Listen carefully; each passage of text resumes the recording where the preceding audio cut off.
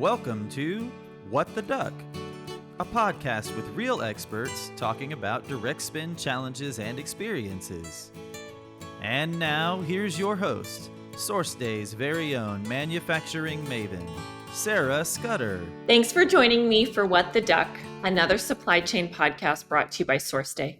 I'm your host, Sarah Scudder, and this is the podcast for people working in the direct materials part of supply chain. If you are new to the show, make sure to follow this podcast so you don't miss any of our direct materials supply chain content. Today, I'm going to be joined by Nathan Cunningham, and we're going to discuss why you should automate as much of your data as possible so you can spend more time on building and maintaining supplier relationships. If you work for a manufacturer and are spending a lot of time on data and not as much time as you would like working with your suppliers, then this episode is for you. For the last 9 years, Nathan has been heavily involved in various manufacturing supply chains, including Ingersoll Rand and Tesla. Welcome to the show, Nathan. Great to be here, Sarah. Thanks for inviting me. You look like a very, very techie person. It looks like you are in some sort of computer lab where you have computer stuff surrounding you in your office. You know, I give off that vibe. Yeah, I enjoy tech. I have a 3D printer and but I still got the trusty whiteboard as well. So some low tech, some high tech stuff. So yeah, no, we actually, our offices at SourceDay, our walls are writable. So we've actually upgraded from getting rid of the whiteboards to just writing directly on the walls. I love that. So Nathan, when you and I were preparing for our convo today, one of the things that you told me is that you absolutely love puzzles. Why is this? I do.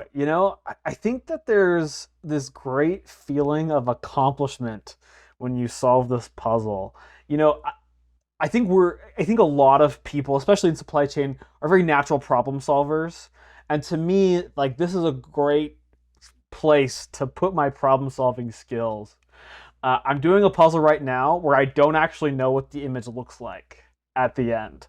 And it's very challenging, but it's fun because at the end there's this great feeling of accomplishment that I made something beautiful, So I kind of enjoy the artistry of it and a little bit of the technical because everything has to fit perfectly, So I am the oldest of 4. I grew up in a puzzle-loving family. My parents and sisters did many puzzles. I don't even know if I can count how many.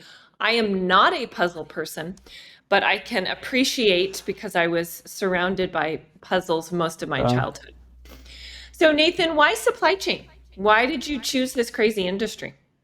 I just kind of stumbled into it. So when I was going to college, I had to choose a business track. Supply chain was one of 4. And no offense to the others, but I wasn't really interested in HR, marketing, or finance. But when I was interviewing for my first supply chain role out of college, I really finally connected with supply chain in that I realized that I had a very unique ability to connect with people and interpret data. And I really like the balance of that with supply chain. There's a lot of relationships, there's a lot of people management, and there's also a lot of data. There's a lot of technical side as well. And so I've really enjoyed kind of threading that needle between the two. And I think I'm okay at both, and I enjoy both. So going a little further, not only do you have this love for data and supply chain, but you also took a special interest in manufacturing and direct materials procurement. Why? Again, I think it's a little bit of a stumbling upon it, but I do enjoy it, I think I like tangible things, Ingersoll Rand is the company I worked for initially, and they had Trane air conditioning at the time, as well as golf carts and a few other things. But anytime I would see those things in the wild, so to speak, it just brought me a lot of joy. It's like, yeah, I helped make that. I think that there's a lot of joy for me in seeing things that are actually working. And anytime I hear about a supply chain manager who procures like legal services or marketing services, it just sounds so boring to me. Like, no offense to against my legal friends, but like, it just sounds boring. Like, I love the tangible aspect of direct materials. It's how the world moves. So yeah, I enjoy that. So you kind of started your career a little bit of a different track in that you were a commodity analyst. So what did you do in this role? Yeah, so at Ingersoll Rand, I was on a team of 10 or so, I think. There was about 5 or 6 commodity managers, and they were responsible for specific categories, so machine parts, fasteners, powdered metal, gears, bearings, plastics, things like that. And my role was to support all of those commodity managers for whatever they needed. So they would go into a negotiation, and I would help prep them for the negotiation, right? One of the things I did that was probably one of the biggest impacts I had was I created an inflation deflation model that grabbed data from our various raw material indices, and I forecasted what next quarter would be, next 6 months would be, and one quarter I got over 90% accuracy, and I was very proud of that. Um, and even when I left, someone actually called me and said, "Hey, how does this work? I heard it worked really well. I just want to make sure I understand some of these fields." So that was kind of a fun feeling. But it was a lot of support. It was kind of an entry level analyst support type role. And I looked at a lot of drawings, a lot of machine part drawings, and things like that to figure out what these things were, data analysis and things like that. So it was a really fun entry level supply chain role. Biggest impact that you feel you had in that role? Um, I think part of that inflation deflation ties into that biggest impact part of the puzzle. I feel like my biggest impact was really freeing up the commodity manager, and that this kind of goes to the theme of the show, is I was good with data, and I could kind of interpret what the commodity managers needed, and I was able to execute the data side really quickly because they needed data. They needed to get the information, figure out the information, but they didn't have the time to because they had 100 other things that they needed to do. And so I was able to help kind of free up their time to make these really impactful negotiations where they were negotiating multi-million-dollar deals and trying to save hundreds of thousands of dollars over the course of a year or a few years, and drive really big financial impact for the company. But they couldn't really do that unless they had good data at their fingertips that they could use in their negotiations, in their conversations with their suppliers. So I think that was a really big impact. So after you had your commodity analyst role, you then became an associate commodity manager. Yeah. So tell me a little bit about what you did in this role. Yeah, so for that, I was responsible for a specific scope of part numbers, and in this case, it was injection molded plastics, and I was responsible for and a commodity manager role in general. That what they're responsible for is the commercial relationship with your suppliers. So all legal contracts, that was on me, and all disputes. There's times when payments become an issue, or there's quality defects and there's warranty rebates that you need to get. So that all kind of fell on a commodity manager type role. So you just mentioned it, and when we were prepping, you mentioned the story a couple times. Mhm. Why was your injection molded plastics project so important for the company? What was the impact? Yes, so what I did was I went through what's called a 7-step strategic sourcing methodology, and and the 7-step strategy process is really a comprehensive strategy design and implementation. And the basic premise is you start from scratch and you say, okay, plastics, what are plastics? What drives plastics costs, And so really going down to the basics, and then what are the plastics at our company? How do I segment those so that the right suppliers get the right products and the right part numbers? Because often what happens in a lot of direct material and supply chain in general is you go with your favorite suppliers. Hey, this is easy. Here you go. Can you also sell me this thing? Right? Can you also do this? I don't want to add a new supplier. Can you also just do this? And they're trying to make sales. So yeah, they're going to say yes. In your experience, why did people not want to add new suppliers? What was the hesitance towards doing that? I mean, there is a cost, but I think, my mother is a communications professor, and she shows me this diagram every once in a while where it's like, if you're talking to everybody, it's like that's unsustainable. So you have to have somebody in the middle. And so there's really only so many people that you can have solid relationships with. And so if you need to add a new supplier, there's nobody else on the planet that can do it. Fine. But if you can avoid adding a new supplier, then your relationships do become more impactful. And going back to the 7-step sourcing, I wasn't necessarily trying to get rid of suppliers. So we did at times when needed, but really there were some parts that were at a supplier that I wanted to give to somebody else, but I just wanted to swap. Like, hey, you do this and you do this. You guys have much better capabilities to do the other thing, right? And it's really a realignment on what suppliers should be doing.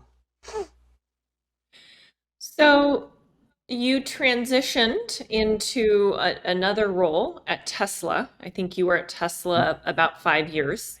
Most of your time at Tesla, at least your last 3.5 years, you were a senior materials planner. Now, I know at Tesla, while your title seems to be direct focused, you actually did a lot on the indirect side, but it's still relevant to the topic of our conversation today.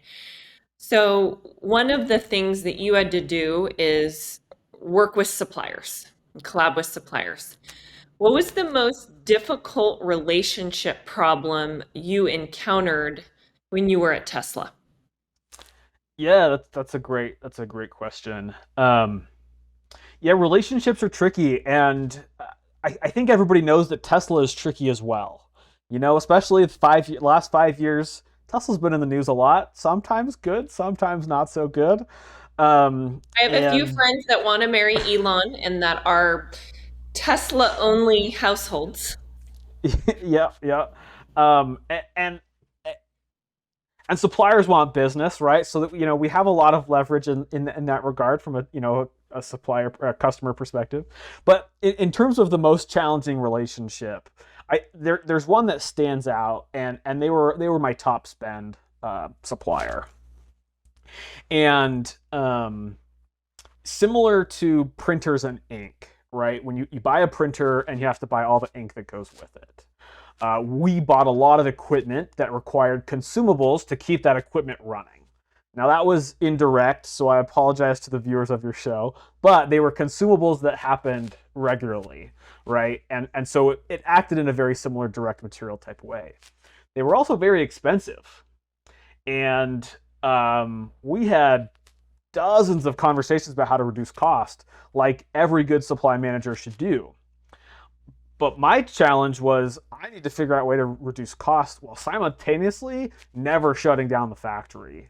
And navigating all of the complexities of what all the different people wanted internally as well as externally is a challenge because, Tesla needed to save money. It's like, we were losing lots of money. Every supply chain manager on the planet faces the same challenge where, hey, we got to save costs somewhere, right? It's like we got to find ways to reduce costs. And but at the same time, if we ever stopped, like, production's down, and I'm the one getting fired from it, right? Because it's like my whole job is to ensure that the production doesn't stop because of these parts, So that was difficult to navigate, and ensuring correct inventory levels and forecasting and things like that, and communicating well with the supplier and stuff. So yeah. So, what did you do to ensure you had the parts when you needed them? That's a great question. I think uh, there's lots of turmoil over time, but I think where we landed was we had some really good conversations with the supplier about some of the things that they needed, some real conversations about their lead times, some real conversations about their capabilities, their inventory capabilities, whatever.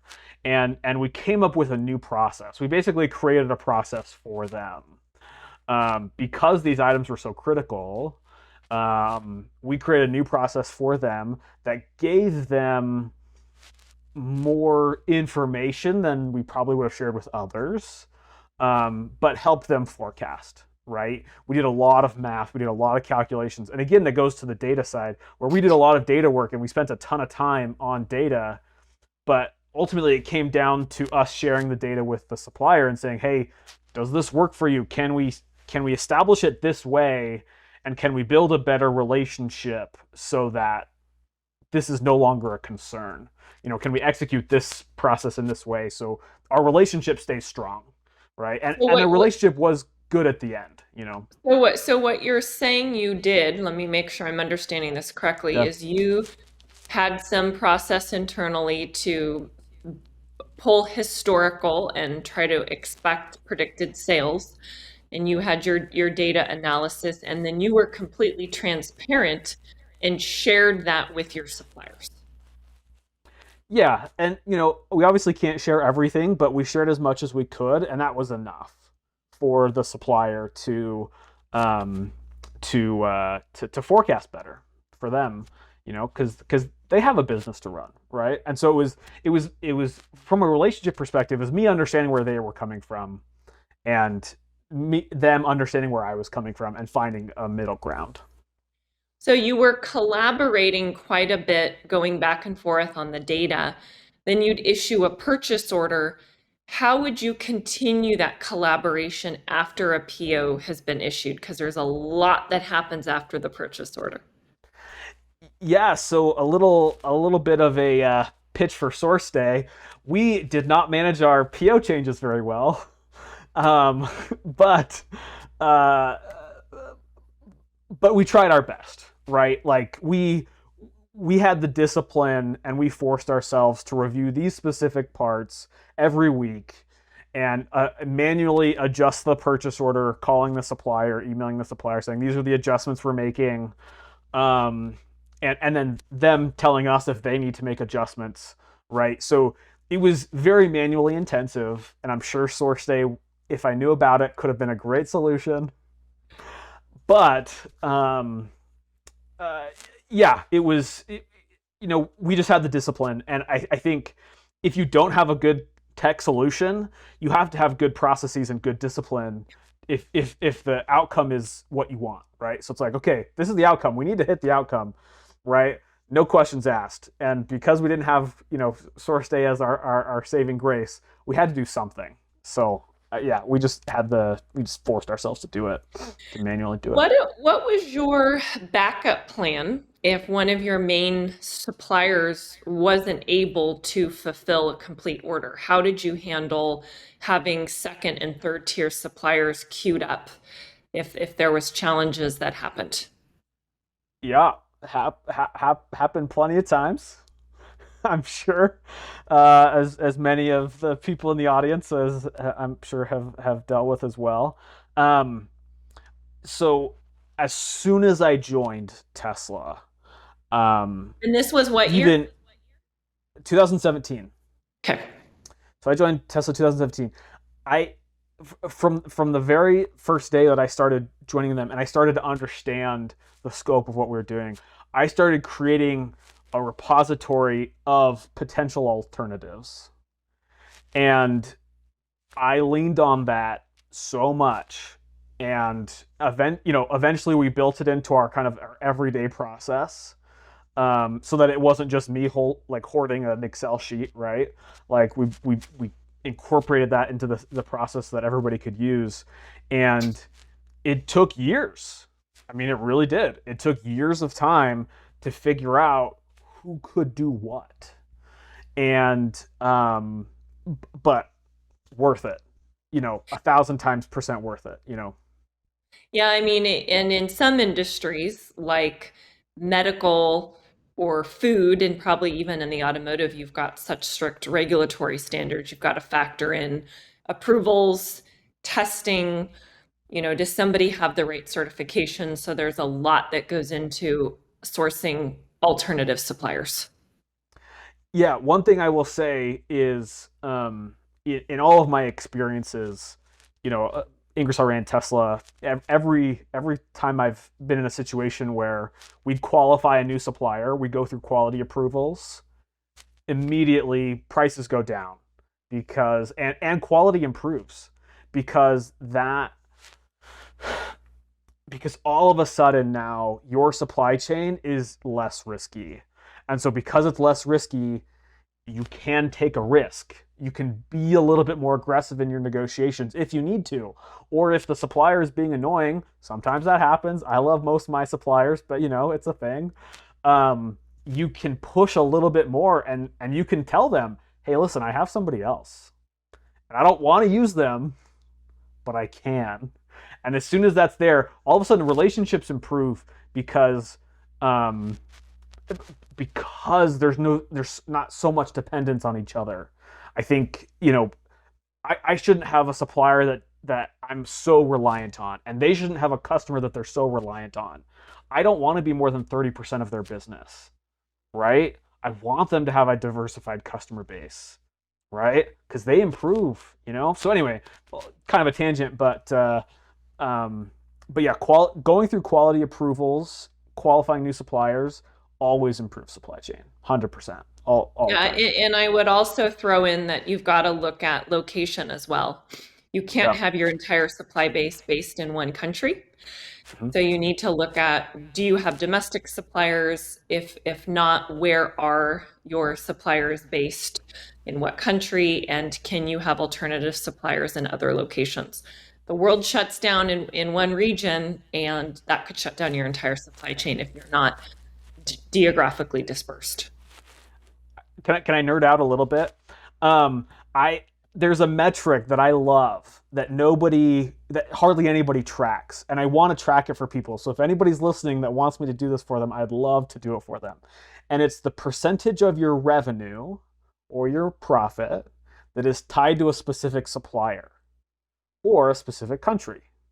So if you have a supplier that supports every single one of your product lines, they're 100% of your revenue. And that's bad. That's It's not a very, great place very to be. bad, Yeah, very it's very scary. risky. Yeah, it's very risky.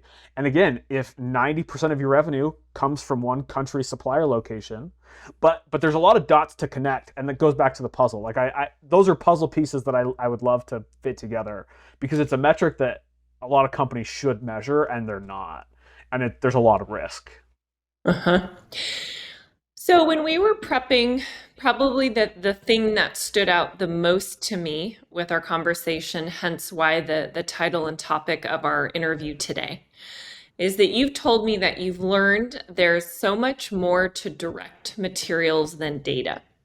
Data is great and is needed, and I would argue most companies have bad data, whether it's bad data in your ERP, whether it's bad data in your MRP. Data cleanliness and having good data is really important. But you said relationships between companies are where the biggest value is provided. So, why do you feel that this is so important? Yeah, and if people know anything about me, they might be surprised for me to say this because I love data. I love spreadsheets. My wife made me a birthday cake once in the shape of an Excel spreadsheet, so that's my core. Um, Relationships matter because we are humans. Data is computers and robots and systems. Those are very important, but ultimately it's a people to people relationship. I'd love to share a story about Tesla. Before I joined in 2017. In 2014, Panasonic agreed to help Tesla with this massive gigafactory. Now, that term was never used before. And Panasonic was prepared in 2014, 3 years before production started, to spend $1 billion on Tesla. Now, I don't care how much data Tesla shared. There is not a chance that it would have happened, that Panasonic would have agreed to that if it wasn't for a good relationship. And I'm sure the Tesla team shared tons of data, and they should have. And it was probably helpful in the decision making to make it a logical thing. But we're emotional creatures, and people make decisions. And people make decisions based off relationships and how they feel, not about what numbers say. And yeah, data's great, and what I want to do, and is help people with their data. But I want to help because you need to spend more time with people. People is how business is done. So if you were building out a direct materials procurement organization tomorrow, Mhm. what is the number one piece of advice you would give your team around how to establish and maintain supplier relationships? It's easier said than done. I've seen it fail a lot. Yeah. I I think I start at a place of trust, right? That's where I start on a lot of times. But I would coach my team, or if I was doing it myself, I would do this myself. I would always tell suppliers that I'm working with, I trust you 100% right now, today, even though we don't have a previous working relationship. But as soon as you break that trust, it's like it goes to zero. It's like there can be a 50% if you build it back up. You can build up back to 100, but it goes from 100 to 0, and then it requires building. It doesn't go from 100 to 90, right? And so I would make sure that suppliers understand that. And trust comes with competency as well as intent, right? I need to know that they can do this, right? And if they can run a good business and give me the parts I need, great. If they're shady, not great, But if they're great people, but they just don't know how to run a business, I still don't trust them, right? And so I would, the great book that I love is The Speed of Trust, and that's kind of where that comes from.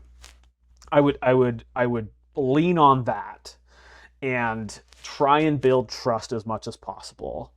I think trust is where a lot of relationships fail, and I think communicating, this is where I trust you and where I don't trust you yet, is a good place to help suppliers understand what they can do. I'm a very transparent person, and obviously we can't share everything with our suppliers, but I have no problem telling them exactly where I view them or how I view them, and giving as much data as I can, because I want them to be successful, and I want them to know that they can trust me, that I'm not going to be a bad customer, because I know they have bad customers, right?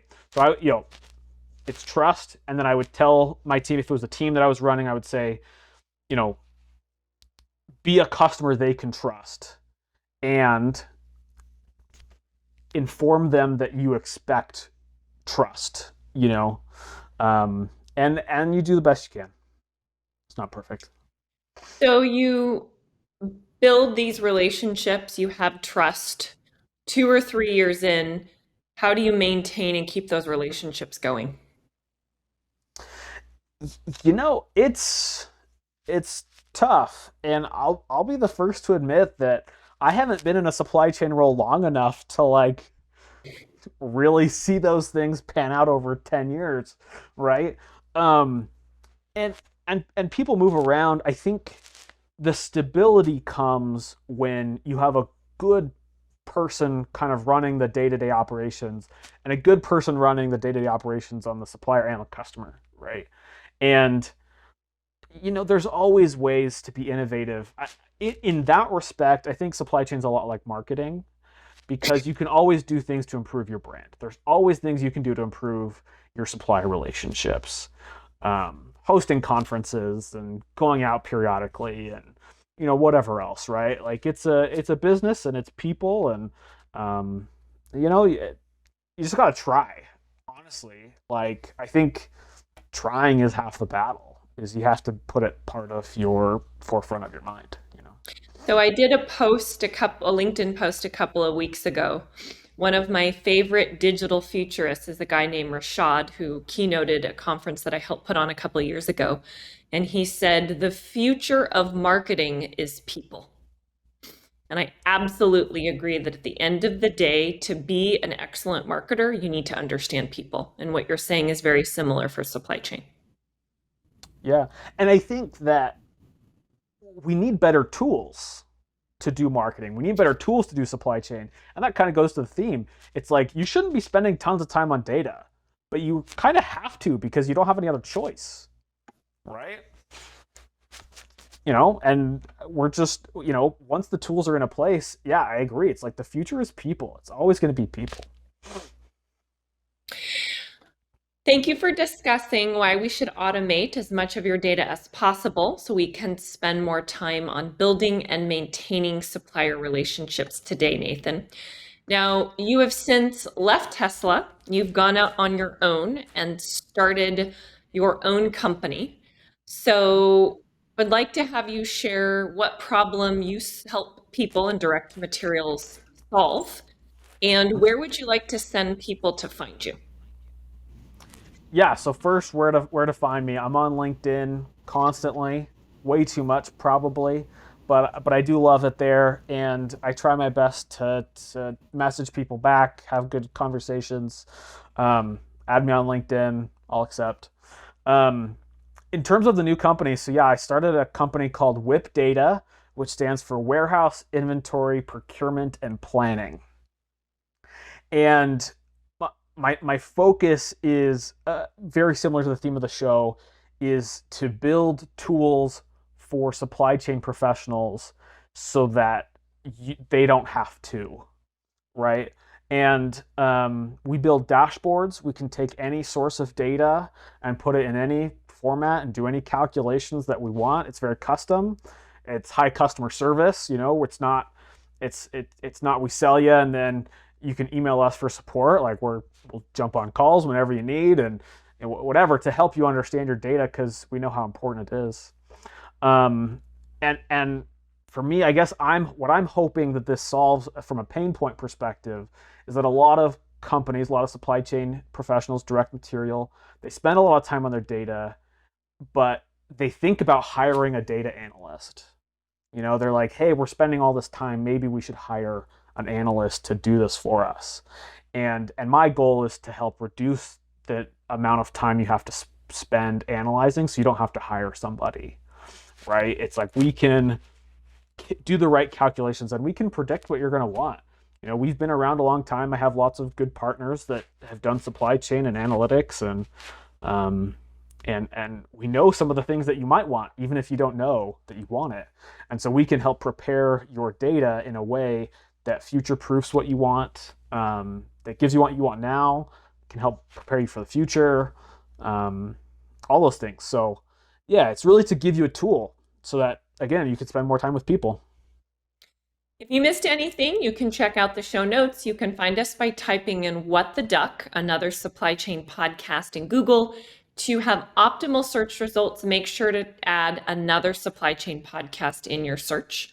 To ensure you don't miss a single episode, make sure to follow this podcast and subscribe to us on YouTube. I'm at Sarah Scudder on LinkedIn and at S Scudder on Twitter. This brings us to the end of another episode of What the Duck, another supply chain podcast. I'm your host, Sarah Scudder, and we'll be back next week.